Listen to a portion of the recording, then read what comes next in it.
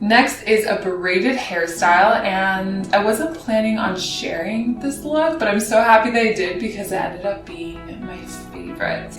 And then take one end of your scarf and pull it underneath your elastic until both sides are even.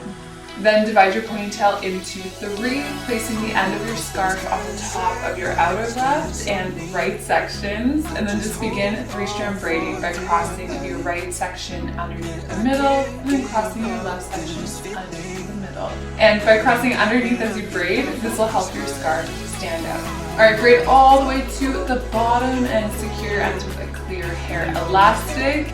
And there you have it. Again, I really love how the scarf transforms a very easy hairstyle into a So to begin, softly gather the hair at the crown of your head, no need to section it off. And then you just want to pinch it right into place about where your head starts to curve into your neck. And then secure it into place. So I used an elastic attached to 2 bobby pins to secure mine. This just helps the crown hold its shape, but you can also just use bobby pins. Next, pinch and pull on small pieces of hair around the crown of your head. This will help add more volume and dimension. Okay, flip your ponytail upwards and just create a small bun, similar to this. Next, secure your hair about 5 finger widths down.